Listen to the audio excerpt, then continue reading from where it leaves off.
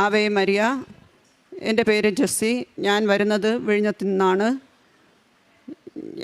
2022 May മാസം 10-ാം തീയതിയാണ് ഞാൻ ആദ്യമായി ഇവിടെ വന്ന് ഉടമ്പടി എടുത്തത്. പരിശുദ്ധ അമ്മ പ്രത്യക്ഷപ്പെട്ട ഈ തിരുവൽത്താരയിൽ എൻ്റെ രോഗസൗഖ്യത്തിനെക്കുറിച്ച് സാക്ഷ്യം പറയുവാൻ എന്നെ അനുവദിച്ച ദൈവപിതാവിനും ഈശോയ്ക്കും പരിശുദ്ധ അമ്മയ്ക്കും 1000 നന്ദി പറയുന്നു. എനിക്ക് 2018 വർഷത്തിൽ എൻ്റെ കഴുത്തിലും ചെവിയുടെ താഴെയുമായി ഒരു നീർവീർക്കം പോലെ വന്നു. ഞാനത് സാരമായി കരുതിയില്ല.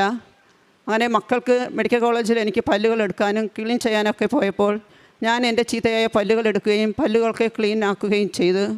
അതിനുശേഷം ഞാൻ വീട്ടിൽ പോയപ്പോൾ എൻ്റെ കവിളിൻ്റെ ആ ഈ കഴുത്തിൻ്റെ താഴെയായി ആ നീർവീക്കം വലുതാകുകയും ബുദ്ധിമുട്ടുണ്ടാകുകയും ചെയ്തു. ഞാൻ ഉടനെ തന്നെ ആ ദന്തൽ വിഭാഗത്തിൽ തന്നെ ആ ഡോക്ടറിനെ ചെന്ന് കാണിച്ചു.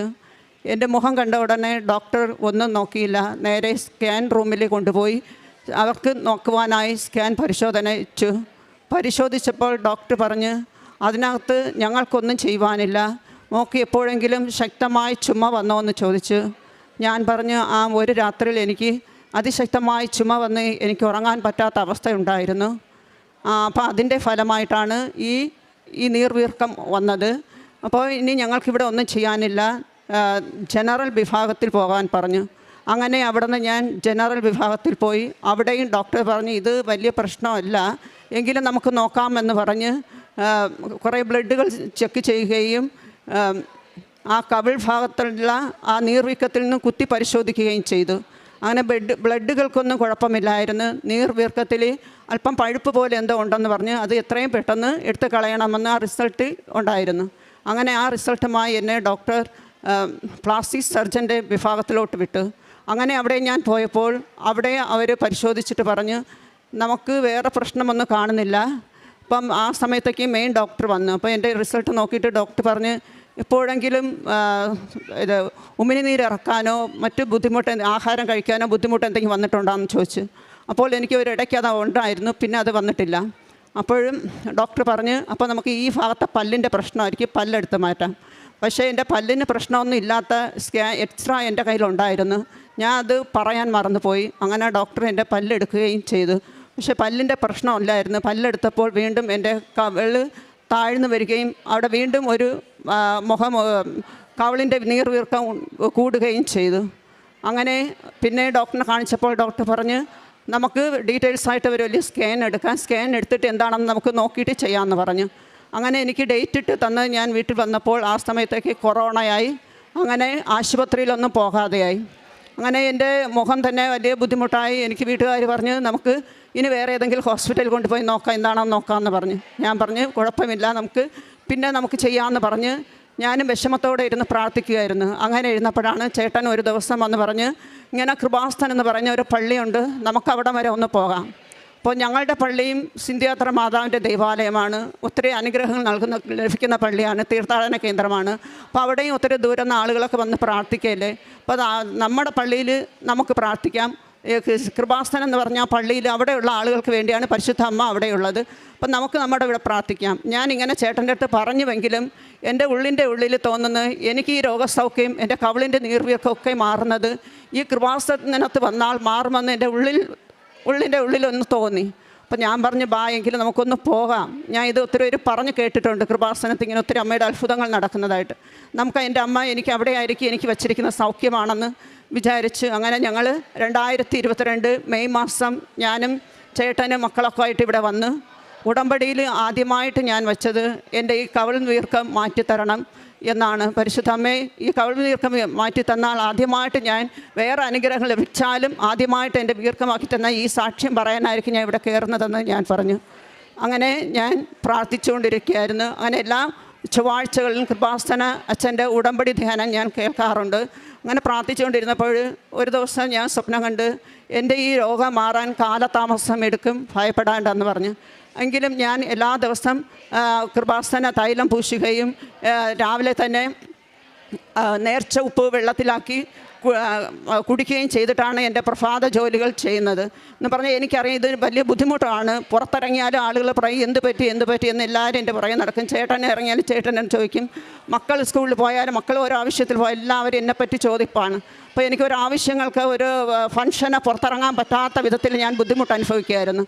അങ്ങനെ ഞാൻ 6ാമത്തെ ഉടമ്പടി പുതുക്കലിന് നമ്മുടെ അച്ഛനെ വന്ന് ബഹുമാനപ്പെട്ട ജോസഫ് അച്ഛനെ വന്ന് കണ്ട് പ്രാർത്ഥിച്ച് അച്ഛൻ വിശുദ്ധ തൈലം നെറ്റിയിൽ പൂശുകയും എൻ്റെ കവിളിൽ ഇടുകയും എൻ്റെ തൊണ്ടയുടെ ഇങ്ങോട്ട് ഇട്ട് എന്നെ ശക്തമായി പ്രാർത്ഥിക്കുകയും ചെയ്തു. എനിക്ക് നേരെ ചുമ വെള്ളം കുടിക്കാൻ പറ്റത്തില്ല. വെള്ളം കുടിച്ചാൽ പെട്ടെന്ന് ചുമ വരും. ആഹാരം കഴിക്കുമ്പോൾ ചിലപ്പോൾ ചുമക്കിയൊക്കെ വരും. അപ്പോൾ എനിക്കറിയാം ഇത് ഇരുന്നാലും ഇത് എന്തൊക്കെ ബുദ്ധിമുട്ടുണ്ടെന്ന് എനിക്ക് മനസ്സിലായി. അങ്ങനെ ഒരു ദിവസം ഞാൻ സ്വപ്നവും കണ്ട് ഇത് ക്യാൻസർ ആകാൻ സാധ്യതയുണ്ട്, നന്നായി പ്രാർത്ഥിക്കാൻ പറഞ്ഞു. അപ്പോൾ അതിനു മുമ്പ് സ്വപ്നം കണ്ടതാണ് കാലതാമസം വരുമെന്ന്. അപ്പോൾ എന്തോ ദൈവത്തിൻ്റെ ഹിതം പോലെ ആകട്ടെ എന്ന് പറഞ്ഞ് ഡെയിലി ഞാൻ നേർച്ച തൈലം ഇടുകയും നേർച്ച ഉപ്പൊക്കെ കഴിച്ച് അങ്ങനെ മുന്നോട്ട് പോയി. അങ്ങനെ 8ാമത്തെ പുതുക്കലിൽ ഞാൻ വന്നപ്പോൾ ഞാൻ പരിശുദ്ധ അമ്മയോട് പ്രാർത്ഥിച്ചു, അമ്മേ എനിക്കിത് നീട്ടിക്കൊണ്ട് പോകാൻ ഇനി എനിക്ക് പറ്റത്തില്ല. അമ്മ എങ്ങനെയെങ്കിലും ഇടപെട്ട് എനിക്കിനി 9ാമത്തെ ഉടമ്പടി പുതുക്കാൻ വരുമ്പോൾ എൻ്റെ കവിളിൽ ഇതുണ്ടാകാൻ പാടില്ല. ഓരോ പ്രാവശ്യം ആർക്കെങ്കിലും അറിയായിരിക്കും ഞാൻ ഓരോ പ്രാവശ്യം ഇവിടെ വരുമ്പോൾ എല്ലാവരും എൻ്റെ മുഖത്ത് നോക്കും. അപ്പോൾ ഞാൻ ഇവിടെ ആയതുകൊണ്ട് ഞാൻ മാസ്ക് ഇല്ലാതെ വരും. പരിശുദ്ധ അമ്മ കാണട്ടെ എല്ലാവരും എൻ്റെ മുഖം നോക്കി എന്നെ നോക്കുന്നതെന്നും പറഞ്ഞ് അങ്ങനെ ഞാൻ ഇവിടെ മാസ്ക് ഇല്ലാതെയാണ് എപ്പോഴും വരുന്നത്. ഇനി 9ാമത്തെ ഉടമ്പടി പുതുക്കുമ്പോൾ അമ്മ തന്നെ എനിക്കത് ക്ലിയറാക്കി തരണം, ഞാൻ എൻ്റെ പഴയ രൂപം എനിക്ക് തരണമെന്ന് ഞാൻ പ്രാർത്ഥിച്ചിട്ടാണ് ഇവിടെ വന്നത്. 8ാമത്തെ ഉടമ്പടി പുതുക്കിൽ നന്നായി കരഞ്ഞ് ഞാൻ പ്രാർത്ഥിച്ചിട്ട് ഞാൻ പോയി. അങ്ങനെ ഇരുന്നപ്പോൾ അച്ഛൻ്റെ ചൊവ്വാഴ്ചയുടെ ധ്യാനം കേട്ടുകൊണ്ടിരുന്നപ്പോൾ 2 ചൊവ്വാഴ്ചകളിൽ ബഹുമാനപ്പെട്ട ജോസഫ് അച്ഛൻ പറയാണ്, കവിളിൻ്റെ താഴെയായി ഒരു വ്യക്തിക്ക് മുന്തിരിക്കൊല പോലെ എന്തോ ഒന്ന് കിടക്കുന്ന ഒരു വ്യക്തിക്ക് ഈശോ തൊടുന്നതായിട്ട് സൗഖ്യം ലഭിക്കുന്നതായിട്ട് ആ അച്ഛൻ വിളിച്ച് പറഞ്ഞു. അപ്പോൾ എനിക്ക് മനസ്സിലായത് എൻ്റെ ഈശോ എന്നെ തൊട്ടതാണെന്ന്. അങ്ങനെ ഞാൻ ഈശോയ്ക്ക് നന്ദി പറഞ്ഞ് ആ ആരാധന പൂർത്തിയാക്കി. വീണ്ടും 3ാമത്തെ ആഴ്ച എന്നും ഞാൻ ഈശോയുടെ പ്രാർത്ഥിക്കും. പുറത്തിറങ്ങാൻ പറ്റാത്ത അവസ്ഥയായതുകൊണ്ട് ഓരോ ഫംഗ്ഷന് പോകാൻ പറ്റാത്തതുകൊണ്ട് ബൈബിൾ എടുത്ത് തുറന്ന് ഞാൻ പ്രാർത്ഥിക്കും. വചനം എടുക്കുമ്പോൾ എന്നും വചനം എടുത്ത് ഞാൻ പ്രാർത്ഥിക്കും എൻ്റെ ഇതേ അവസ്ഥയോർത്ത്. അപ്പോൾ വചനം എടുക്കുമ്പോൾ അതിനകത്ത് കിടക്കുന്നത് അത്ഭുതങ്ങൾ പ്രവർത്തിക്കുന്ന ദൈവം എന്ന ഇത് ഹെഡിങ്ങാണ് എനിക്ക് കിട്ടുന്നത്. അതിനകത്ത് കിടക്കുന്ന കർത്താവിനെ സ്തുതിക്കുവിൻ, നീതിമാന്മാരുടെ സംഘത്തിലും സഭയിലും പൂർണ്ണ ഹൃദയത്തോടെ ഞാൻ കർത്താവിന് നന്ദി പറയും. ഈ വചനം കിട്ടുമ്പോൾ ഞാൻ ഉടനെ നമ്മുടെ കൃപാസന മക്കളെ ഓർക്കും. ഈ അമ്മയുടെ ഈ മക്കളുടെ ഈ വിശുദ്ധി നിറഞ്ഞ ഈ ആലയത്തിൽ വന്ന് അമ്മ എന്നെ സാക്ഷ്യം വഹിക്കുവാൻ അമ്മ എന്നെ ഒതുക്കുന്നതാണെന്ന് എനിക്കപ്പോൾ പിടികിട്ടും. എങ്കിലും ഞാൻ നന്നായി വീണ്ടും പ്രാർത്ഥിച്ചൊരുങ്ങി. എനിക്കറിയാം ഇത് അപകടം നിറഞ്ഞതാണെന്ന് എനിക്കറിയാം. മോൻ എപ്പോഴും യൂട്യൂബ് നോക്കിയിട്ട് പറയും, അമ്മയുടെ കഴുത്തിൽ ഇതിങ്ങനെ വരുന്നത് അപകടമാണ്, ക്യാൻസറിന് സാധ്യത ഉണ്ടാകുന്നത്. ഇപ്പോൾ ഒരു 5-6 വർഷം കഴിഞ്ഞതാണ്. അമ്മ ഇങ്ങനെ വച്ചിട്ടിരിക്കാതെ കൊണ്ട് കാണിക്കാം. ഞാൻ പറഞ്ഞു ഇത് എത്രയെല്ലാം ഞാൻ കാണിച്ചതല്ലേ, ഇനി എന്താണ് ഞാൻ കാണിക്കാനുള്ളത്, ഇനി എൻ്റെ അമ്മ എന്നെ തൊടട്ടെ എന്ന് പറഞ്ഞാണ് ഞാൻ ഓരോ ദിവസം മുന്നോട്ട് നീങ്ങുന്നത്. അങ്ങനെ ഞാൻ 8ാമത്തെ ഉടമ്പടി അങ്ങനെ അച്ഛൻ 2 ആഴ്ച ഇങ്ങനെ പറഞ്ഞു. വീണ്ടും 3ാമത്തെ ആഴ്ചയും അച്ഛൻ എൻ്റെ അടുത്ത് അച്ഛൻ ഇങ്ങനെ ആരാധന മധ്യ അച്ഛൻ പറയാമെന്ന് ഒരു വ്യക്തിയുടെ ഇടത് ഭാഗത്ത് ഈശോയുടെ ശക്തമായ സംരക്ഷണം ഉണ്ടെന്ന് പറഞ്ഞു. അപ്പോഴാണ് ഞാൻ നോക്കുന്നത് എൻ്റെ ഏത് ഭാഗത്താണ് ഈ നീർവീർക്കമുള്ളതെന്ന്. അപ്പോഴാണ് എനിക്ക് മനസ്സിലായി എൻ്റെ ഇടത് ഭാഗം. അന്ന് ഞാൻ ആത്മാർത്ഥമായി കരയുകയും ഈശോയോട് നന്ദി പറയുകയും ചെയ്തു. അങ്ങനെ ചേട്ടനൊക്കെ എപ്പോഴും വിളിക്കും, നമുക്ക് ആശുപത്രിയിൽ എവിടെയെങ്കിലും ചെന്ന് പ്രൈവറ്റിൽ എവിടെയെങ്കിലും ചെന്ന് കാണിക്കാം. ഞാൻ പറഞ്ഞു ഇത്രയും കാണിച്ചിട്ട് എൻ്റെ മുഖം ഇങ്ങനെയായി, ഇനി ദൈവം എന്ന് നിശ്ചയിക്കുന്ന അന്ന് ചെയ്യട്ടെ എന്ന് പറഞ്ഞു. അങ്ങനെ ഈ അച്ഛൻ പറഞ്ഞു ഈശോ ഇടതുഭാഗത്ത് ഇങ്ങനെ ഒരു വ്യക്തിയുടെ സംരക്ഷണം ഉണ്ടെന്ന് പറഞ്ഞ് അതിന് മുമ്പ് 2 ആഴ്ച ഇങ്ങനെ സൗഖ്യം ലഭിക്കുന്നത് പറഞ്ഞപ്പോൾ ഞാൻ വിചാരിച്ചു ഇനി ഈശോയുടെ സമയമായി, നമുക്ക് ഏതെങ്കിലും ഒരു ആശുപത്രിയിൽ പോകാമെന്ന് പറഞ്ഞ് ഞാൻ ചേട്ടനെ വിളിച്ച് നമുക്ക് പോകാമെന്ന് പറഞ്ഞു. ഞാൻ പോകാമെന്ന് പറഞ്ഞപ്പോൾ വീട്ടുകാർക്ക് എല്ലാവർക്കും അത്ഭുതം തോന്നി. ഇത്രയും കാലം നീ വിളിച്ചിട്ട് ഇപ്പോൾ നീ വരുന്നല്ല, വാ എന്തായാലും പോകുന്നു. പോകാമെന്ന് പറഞ്ഞ ആ സമയം തന്നെ അവർ അന്ന് തന്നെ എന്നെ ഹോസ്പിറ്റലിൽ എത്തിച്ച് അവിടുത്തെ ജൂബിലി ഹോസ്പിറ്റലിലാണ് എന്നെ കൊണ്ടുപോയത്. ആ പടി ചവിട്ടിയപ്പോൾ തന്നെ, ആ മുറ്റം ചവിട്ടിയപ്പോൾ തന്നെ ഞാൻ പറഞ്ഞു ഈശോയെ ഈ രോഗത്തിന് വേണ്ടി നീ എന്നെ വേറൊരു ഹോസ്പിറ്റലിൽ റെഫർ ചെയ്യാൻ നീ അനുവദിക്കരുത്. എനിക്കറിയാം ഇത് എന്തരാണെന്ന് എനിക്കറിയാം. ഒരു ദിവസം ഇതിനുമ്പോൾ ഞാൻ സ്വപ്നവും കണ്ട് ഞാൻ തോർത്ത് മൂടി തലയും ഈ കവിളും എല്ലാമായിട്ട് ഇങ്ങനെ മൂടി ഞങ്ങളുടെ പള്ളിമുറ്റത്ത് റോഡ് സൈഡിൽ നിൽക്കുന്ന അവിടുന്ന് ക്യാൻസർ സെൻ്ററിൽ നിന്ന് ഒരു ബസ് വന്ന് എന്നെ കൊണ്ടുപോകാൻ അവിടെ നിൽക്കുന്നതായിട്ട് ഞാൻ കാണുകയും ചെയ്തു. അപ്പം എനിക്ക് അറിയാം എന്തായാലും അതിനകത്തുള്ളിൽ അപകടം ഉണ്ടെന്നറിയാം. അച്ഛൻ അന്ന് ഇവിടെ വച്ചപ്പോഴേ എൻ്റെ ഇവിടെയാണ് അച്ഛൻ ഇങ്ങനെ തൊട്ടത്. അപ്പോൾ തൊട്ടിങ്ങനെ ഇറക്കിയത്. എനിക്ക് ഇവിടെയും ബുദ്ധിമുട്ടുണ്ട്. അപ്പോൾ എല്ലാം എനിക്കറിയാം, എന്തൊക്കെയോ ഉണ്ടെന്ന് എനിക്കറിയാം. അങ്ങനെ ഞാൻ ദൈവത്തിൽ ശരണപ്പെട്ട് പ്രാർത്ഥിക്കുമായിരുന്നു. നേർച്ച തൈലം എന്നും പുരട്ടി ഞാൻ പ്രാർത്ഥിക്കുമായിരുന്നു. അങ്ങനെ ഞാൻ വിളിച്ച ഉടനെ തന്നെ ചേട്ടൻ്റെ മക്കളും എല്ലാം മോനും ചേട്ടനുമായിട്ട് ആ സ്വരത്തിൽ തന്നെ ഇനി ഞാൻ സ്വരം സംസാരം മാറ്റുമെന്ന് പറഞ്ഞ് പേടിച്ച് അന്ന് പറഞ്ഞതിൻ്റെ പിറ്റൊന്നും തന്നെ രാവിലെ എന്നെ ജൂബിലി ഹോസ്പിറ്റലിൽ കൊണ്ടുപോയി ചെക്കപ്പൊക്കെ ചെയ്ത്. അപ്പോൾ ഞാൻ അവിടെ കയറിയപ്പോൾ ഞാൻ പറഞ്ഞു, ഇനി എന്നെ ഒരിടത്ത് എന്നെ കൊണ്ടുപോകരുത്, ഇതായിരിക്കണം എൻ്റെ അവസാനത്തെ ആശുപത്രി, ഇവിടെ എനിക്ക് വേണ്ടിയുള്ള ഒരു ഡോക്ടറിനെ അങ്ങ് കരുതി വെക്കണമെന്ന് കണ്ണുനീരോടെ പ്രാർത്ഥിച്ചിട്ടാണ് ഞാൻ അവിടെ കയറിയത്. അങ്ങനെ അവിടെ പോയി സർജനെ കാണിച്ച് സർജൻ ഡോക്ടർ എന്നെ കണ്ട് നന്നായിട്ട് ചിരിച്ച്, മോളെ ഒരു കുഴപ്പമില്ല, നമുക്കിവിടെ തന്നെ ചെയ്യാം, നമുക്ക് ജസ്റ്റ് ആദ്യം ഒരു സ്കാൻ ചെയ്യാമെന്ന് പറഞ്ഞു. അങ്ങനെ എന്നെ അവിടെ തന്നെ ആ സ്കാൻ അവിടെ തന്നെ ഉണ്ടായിരുന്നു. അപ്പോൾ അവിടെ തന്നെ സ്കാൻ ചെയ്ത് റിപ്പോർട്ട് എഴുതുമ്പോൾ തന്നെ എനിക്ക് മനസ്സിലായി എനിക്ക് എന്തൊക്കെയോ ഉണ്ടെന്ന്. എൻ്റെ കഴുത്തിൻ്റെ അവിടെ 2 നെഡ്യൂൾസ് ഉണ്ടെന്ന് അവർ പറയുന്ന ഡോക്ടർ എഴുതുന്നു, എന്തൊക്കെയോ അവർ സംസാരത്തിൽ എനിക്ക് പിടികിട്ടി. അങ്ങനെ ഈ സ്കാനുമായിട്ട് ഡോക്ടറിനെ ചെന്ന് കണ്ടപ്പോൾ ഡോക്ടർ എൻ്റെ മുഖം നോക്കുന്നില്ല. ചേട്ടൻ്റെ അടുത്ത് പറഞ്ഞു എത്രയും പെട്ടെന്ന് MRI സ്കാനിന് വേണ്ടി കൊണ്ടുപോകണം, അപ്പോൾ അതിനുശേഷം നമുക്ക് തീരുമാനിക്കാം എന്താണെന്ന്. അങ്ങനെ അന്ന് തന്നെ പിന്നെ ചേട്ടൻ എപ്പോഴും എൻ്റെ മനസ്സാകെ തളർന്ന്, ഈശോയെ ക്യാൻസർ എന്ന ഒരു ആ രോഗം എന്നിലുണ്ടെന്ന് ഡോക്ടേഴ്സ് പറയാൻ നീ എന്നെ അനുവദിക്കരുതേ. നീ എനിക്ക് സ്വപ്നം തന്നതൊക്കെ വേറെ കാര്യം, പക്ഷേ ഡോക്ടേഴ്സിൻ്റെ വായിൽ നിന്നും ഈ സൗണ്ട് എന്നെ കേൾക്കാൻ നീ അനുവദിക്കരുതേ, ഇതിനു വേണ്ടി ഒരു മരുന്ന് പോലെ എന്നെ കഴിക്കാൻ അനുവദിക്കരുതേ എന്ന് പറഞ്ഞ് ഞാൻ അവിടെ നിന്ന് പ്രാർത്ഥിച്ചു. അങ്ങനെ ആ ചേട്ടൻ ആ സമയം തന്നെ എന്നെ ഒരു ഓട്ടോ പിടിച്ച് MRI സ്കാനിന് വേണ്ടി ഡേറ്റ് ഇടാനായിട്ട് കൊണ്ടുപോയി. അങ്ങനെ ഞങ്ങൾ ഡേറ്റ് ഇട്ടു. ഞായറാഴ്ച സ്കാൻ പോകാൻ പറഞ്ഞു. അപ്പോൾ ഞങ്ങൾ എല്ലാ ആഴ്ചയും ഇവിടെ നിന്ന് കിട്ടിയ അഖണ്ഡ ജപമാല ഞങ്ങൾ വാങ്ങിച്ചിട്ട് പോയി ഒരു ഗ്രൂപ്പായിട്ട് ഞങ്ങളുടെ അവിടുത്തെ കൊച്ചു പള്ളിയിൽ ഞങ്ങൾ പഠിക്കുമായിരുന്നു. അത് വെള്ളിയാഴ്ചയാണ് ഞങ്ങൾ പഠിക്കുന്നത്. അപ്പോൾ ഞാൻ വിചാരിച്ച് ഈ അഖണ്ഡ ജപമാലയ്ക്ക് എനിക്ക് ഈശോ എന്നെ തൊടണം, പരിശുദ്ധ അമ്മ എന്നെ തൊടണം എന്ന് ഞാൻ ശക്തമായിട്ട് ആഗ്രഹിച്ച് അഖണ്ഡ ജപമാലയ്ക്ക് ഞാൻ പോയി. അത് ലീഡ് ചെയ്യുന്ന ഞാൻ തന്നെയാണ്. അപ്പോഴും ഞാൻ അങ്ങനെ ഞങ്ങൾ ഓരോ രഹസ്യം പഠിക്കുമ്പോഴും ഓരോ വചനം പറഞ്ഞാണ് ഞങ്ങൾ 50 മണി ജപമാണ് 50 മണികൾ പൂർത്തിയാക്കുന്നത്. എന്നിട്ട് ഓരോ നിയോഗവും വയ്ക്കും. അങ്ങനെ ഈ 50 മണി മൂന്നാമത്തെ 50 മണി ജപം പഠിക്കാൻ വേണ്ടി ഇന്നിപ്പോൾ ഒരു വചനം ഞാൻ പറഞ്ഞു. ആ വചനത്തിൽ ജെറുസലേമിൽ ഞാൻ ആനന്ദിക്കും, എൻ്റെ ജനത്തിൽ ഞാൻ സന്തോഷിക്കും, വിലാപസ്വരമോ കഠിനവേദനയുടെ നിലവിളിയോ ഇനി അവിടെ ഉണ്ടാകുകയില്ല എന്ന് ആ വചനം പറഞ്ഞതും എൻ്റെ കണ്ണ് ഞാൻ അറിയാതെ ധാരധാരെ കണ്ണുനീരൊഴുകെ ഞാൻ അറിയാതെ തന്നെ എൻ്റെ ഹൃദയം പൊട്ടി ഞാൻ കരയുന്നു. എന്നിട്ട് എൻ്റെ പരിശുദ്ധ അമ്മയുടെ ഒരു സുഗന്ധ അഭിഷേകം ആ 50 മണി ജപമണിയിലുണ്ടായിരുന്നു. എനിക്ക് ആ പള്ളി നിറയെ നല്ല മണവും പിന്നെ ഈശോയുടെ ഒരു കുളിർമയും ഒരു വരിഞ്ഞു മുറുക്കി എൻ്റെ ഈ കവിളിൽ നിന്ന് എന്തോ വലിഞ്ഞ് ഇങ്ങനെ പോകുന്നതായിട്ട് എനിക്ക് അനുഭവപ്പെട്ടു. അപ്പോൾ വചനത്തിൻ്റെ ശക്തി അപ്പോൾ തന്നെ ഞാൻ അനുഭവിച്ചറിഞ്ഞ് അങ്ങനെ ഈശോയുടെ സാന്നിധ്യത്താലും പരിശുദ്ധ അമ്മയുടെ സുഗന്ധാഭിഷേകത്താലും ആ ജപമണികൾ എനിക്ക് പൂർത്തിയാക്കാൻ കണ്ണുനീരോടെ തന്നെ എനിക്ക് പൂർത്തിയാക്കാൻ പറ്റി. അതിനുശേഷം എനിക്ക് മനസ്സിലായി ഇനി എനിക്ക് ഈ രോഗം ഉണ്ടാകത്തില്ലെന്ന്. അങ്ങനെ ഞാൻ ഞായറാഴ്ച വളരെ വിഷമമുണ്ടെങ്കിലും വളരെ സന്തോഷത്തോടെ തന്നെ ഞാൻ സ്കാനിന് വേണ്ടി പോയി. അവിടെയും ഞാൻ പ്രാർത്ഥിച്ചു, ഈശോയെ ക്യാൻസർ എന്ന ഒരു സൗണ്ട് ഡോക്ടേഴ്സിൻ്റെ വായിൽ നിന്ന് എനിക്ക് കേൾക്കല്ലേ എന്ന് ഞാൻ പ്രാർത്ഥിച്ചു.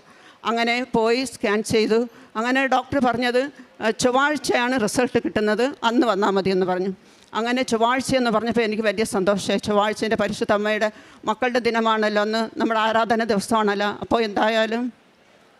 എന്തായാലും എനിക്കൊരു പ്രശ്നമുണ്ടാകില്ല എന്ന് പറഞ്ഞ് റിസൾട്ടുമായിട്ട് പോയപ്പോൾ ഡോക്ടർ എൻ്റെ മുഖത്ത് വളരെ സന്തോഷത്തോടെ ഡോക്ടർ നോക്കിയിട്ട് പറയുന്നു, മകളെ ഒരു കുഴപ്പവുമില്ല, നമുക്കിവിടെ തന്നെ ഓപ്പറേഷൻ ചെയ്യാം എന്ന് പറഞ്ഞ് വളരെ സന്തോഷത്തോടെ കുറേ പ്രാവശ്യം പറഞ്ഞു. അതിനുശേഷം എന്നെ പ്ലാസ്റ്റിക് സർജൻ വിഭാഗത്തിലോട്ട് വിട്ട് അവിടെ പോയപ്പോഴും ഡോക്ടർ പറഞ്ഞ് മക്കളെ കുഴപ്പമില്ല, നമുക്കിവിടെ തന്നെ ചെയ്യാമെന്ന് പറഞ്ഞ് അങ്ങനെ. പക്ഷേ കൂടെ ഇരുന്ന കൊച്ചു ഡോക്ടർ പറഞ്ഞ്, ഡോക്ടർ ഇത് അപകടമാണ്, ഇത് ചെവിയുടെ താഴ്ഭാഗമാണ്, ബുദ്ധിമുട്ടാണ്. അപ്പോൾ ഇങ്ങനെ നിരാശ കൊടുത്തെങ്കിലും വലിയ ഡോക്ടർ പറഞ്ഞ് കുഴപ്പമില്ല, നമുക്കിവിടെ ഇങ്ങനെ നിസ്സാരം പോലെ ചെയ്ത് വിടാമെന്ന് പറഞ്ഞു.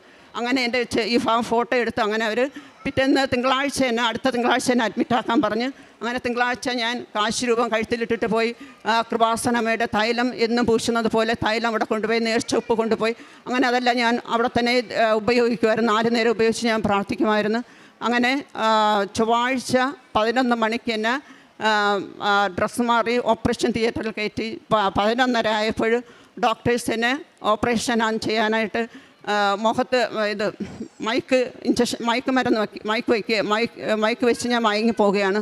അപ്പോൾ ഡോക്ടേഴ്സ് ചുറ്റും നിന്നും പരസ്പരം ഒരു ഡോക്ടർ അതിൽ നിന്ന് പറയുകയാണ്, ഈ ഓപ്പറേഷൻ സക്സസ് ആകാനും സാധ്യതയുണ്ട്, പരാജയപ്പെടാനും സാധ്യതയുണ്ട് എന്ന് പറയുന്ന ഈ സ്വരം കേട്ടാണ് ഞാൻ കണ്ണടക്കുന്നത്. അപ്പോൾ ഞാൻ ഓർത്ത് പരിശുദ്ധ അമ്മയുടെ മക്കൾ ഈ 11:30 ഇവിടെ ഉടമ്പടി ധ്യാനത്തിലായിരിക്കുന്ന ഈ മക്കളുടെ പ്രാർത്ഥനയും പരിശുദ്ധ അമ്മയുടെ പ്രാർത്ഥനയും പരിശുദ്ധ അമ്മയായിരിക്കും എന്നെ ഈ ഓപ്പറേഷൻ ചെയ്യുന്ന വിശ്വാസത്തോടെയാണ് ഞാൻ കണ്ണടച്ചത്.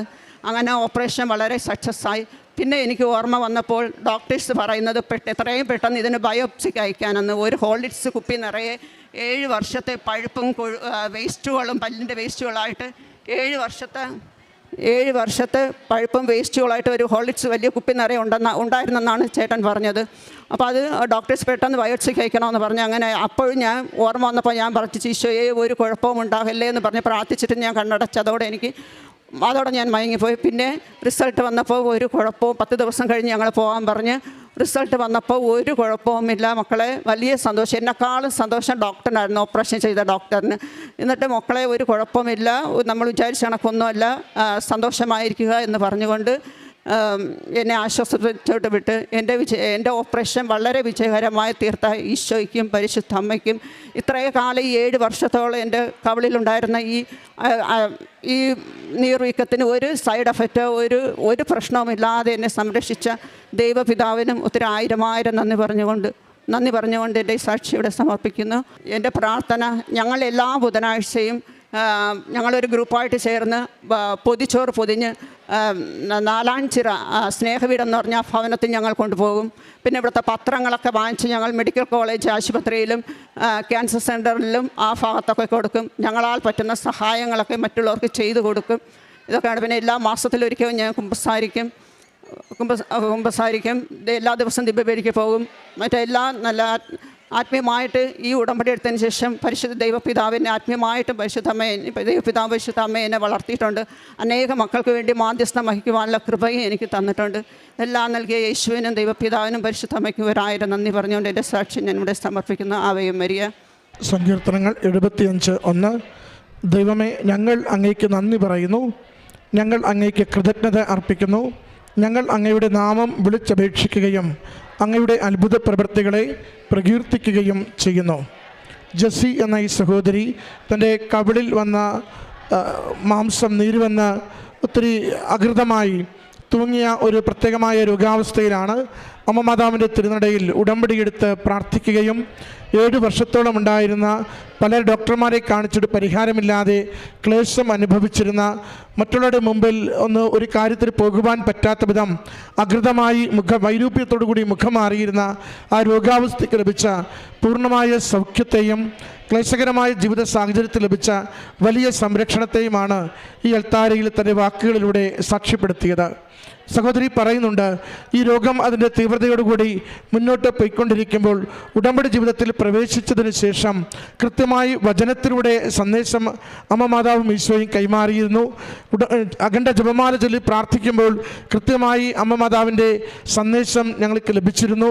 അതോടൊപ്പം അമ്മ മാതാവിൻ്റെ അരികിൽ പ്രാർത്ഥനയ്ക്കണയുമ്പോൾ ഉടമ്പടി നേർച്ചവസ്തുക്കൾ ഉപയോഗിക്കുമ്പോൾ സുഗന്ധാഭിഷേകവും അതോടൊപ്പം അവിടുന്ന് നീര് മുഴുവനും വലിഞ്ഞു പോകുന്ന രീതിയിൽ പ്രത്യേകമായ ദൈവിക ഇടപെടലിൻ്റെ അനുഭവവും മകൾക്ക് ലഭിച്ചുകൊണ്ടിരുന്നു.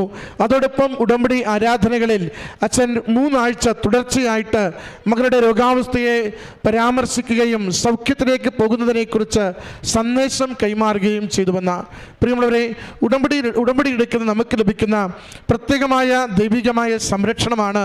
അത് അമ്മ മാതാവിലൂടെ ഈശോയുടെ കമ്മ്യൂണിക്കേഷൻ ലഭിച്ചുകൊണ്ടിരിക്കുന്നത്. സന്ദേശങ്ങൾ കൃത്യമായി ലഭിച്ചുകൊണ്ടിരിക്കും. നമുക്ക് ലഭിക്കുന്ന സന്ദേശങ്ങൾ അത് നമ്മുടെ നിയോഗത്തെ അത് ഫലമണിയിക്കുന്ന വിധത്തിലുള്ള സന്ദേശമായിരിക്കും. സഹോദരി 3-4 തരത്തിലുള്ള സന്ദേശങ്ങളെക്കുറിച്ച് സൂചിപ്പിച്ചു. ആദ്യത്തേത് അച്ഛൻ്റെ ഉടമ്പടി ആരാധനയിലൂടെ ഇങ്ങനെ കവിളിലുള്ള ഒരു രോഗാവസ്ഥ സൗഖ്യപ്പെടുന്നത്, ഇടതുവശം കവിളിലുള്ള ഒരു രോഗാവസ്ഥ സൗഖ്യപ്പെടുന്നത്, അതെല്ലാം ഓരോ തവണയും അച്ഛൻ ആരാധനയിൽ പറയുമ്പോൾ കൂടുതൽ മകൾക്ക് തൻ്റെ രോഗത്തെ വെളിപ്പെടുത്തി തന്നെക്കുറിച്ചും തൻ്റെ രോഗത്തെക്കുറിച്ചും സൗഖ്യപ്പെടുത്തുന്ന സന്ദേശമാണ് ഈശോ കൈമാറുന്നതെന്ന ബോധ്യത്തിലേക്ക് മകളെ നയിച്ചുകൊണ്ടിരുന്നു. രണ്ടാമത്തത് അഖണ്ഡ ജപമാല ചൊല്ലുന്ന സമയത്ത് കൃത്യമായി ഒരു വചനം കൊടുക്കുകയും ആ വചനം കണ്ണീര് തുടയ്ക്കുകയും ആരോഗ്യം പ്രദാനം ചെയ്യുകയും ചെയ്യുന്ന വചനമെന്ന് ആ സഹോദരിയുടെ വാക്കുകളിലൂടെ നമ്മൾ മനസ്സിലായി. പിന്നീട് 50 മണി ജപമാല ചൊല്ലുന്ന മുഴുവൻ സമയവും കണ്ണീർ വാർത്തുകൊണ്ട് അമ്മയുടെ സംരക്ഷണയിൽ ഓരോ വചനം ചൊല്ലി അത് സമർപ്പിക്കും തോറും അവിടുന്ന് നീര് വറ്റിപ്പോകുന്നതും കൂടുതൽ എന്തോ ഒരു ദൈവികമായ ഒരു സംരക്ഷണം ലഭിക്കുന്നതും സമ്മതം ആ ചൊല്ലിക്കൊണ്ടിരുന്ന പ്രാർത്ഥനയുടെ ആ കൊച്ചു പള്ളി നിറയെ സുഗന്ധാഭിഷേകം അനുഭവിക്കുന്നതിനെയും സഹോദരി സാക്ഷ്യപ്പെടുത്തുന്നുണ്ട്. വീണ്ടും ഡോക്ടറെ കാണുവാനായി മകൾ ആഗ്രഹിച്ച് തീരുമാനിക്കുന്ന ദിവസം മറ്റൊരു ആശുപത്രിയിലേക്ക് ഇനി ഒരിക്കലും വിടരുത് എന്ന് പ്രാർത്ഥിക്കുമ്പോൾ ചെല്ലുമ്പോഴൊക്കെയും ക്യാൻസറിലേക്കും ഗുരുതരമായ രോഗാവസ്ഥയിലേക്കും കാര്യങ്ങൾ ഡോക്ടർമാർ സംസാരിക്കുന്നുവെങ്കിലും അപകടകരമായി ഒന്നുമില്ലാതെ പൂർണ്ണമായും ആരോഗ്യം നൽകി മകൾക്ക് അമ്മ മാതാവിൻ്റെ സംരക്ഷണം ലഭിക്കുന്നതിനെ സാക്ഷ്യപ്പെടുത്തുന്നുണ്ട്. ഉടമ്പടിയുടെ നേർച്ച വസ്തുക്കൾ, ഉടമ്പടി കാശുരൂപം, അമ്മ മാതാവിൽ നിരന്തരം ശരണപ്പെട്ടുകൊണ്ടുള്ള പ്രാർത്ഥന, അത് രോഗത്തെ സൗഖ്യത്തിലേക്കും ജീവിതത്തെ കൂടുതൽ അമ്മ മാതാവിലുള്ള ശരണത്തിലേക്കും അനേകർക്ക് വേണ്ടി പ്രാർത്ഥിക്കുവാനുള്ള ആത്മബലത്തിലേക്കും മകളെ നയിച്ചതിനെയാണ് ഈ അൾത്താരയിൽ സാക്ഷ്യപ്പെടുത്തിയത്. രോഗം എന്തുമാവട്ടെ, ക്ലേശം എത്ര ഭാരമുള്ളതാവട്ടെ, ജീവിതം എത്ര നാൾ വലയുന്നതാവട്ടെ, അമ്മയുടെ കരങ്ങളിലേക്ക് ജീവിത വിഷയങ്ങളെ സമർപ്പിക്കുമ്പോൾ ഈ ആലയത്തിൽ പ്രത്യക്ഷപ്പെട്ട അമ്മയുടെ സവിശേഷമായ കൃപയാൽ അത് ഏറ്റെടുത്ത് നമുക്ക് സൗഖ്യവും സമാശ്വാസവും, നമുക്ക് ഭാരങ്ങൾ ലഘൂകരിച്ച് ജീവിതത്തിന് പുതിയ പ്രതീക്ഷകളും കൈമാറുന്നു. അതിൻ്റെ സന്ദേശമാണ് ഈ മകൾ സാക്ഷ്യത്തിലൂടെ പങ്കുവയ്ക്കുന്നത്.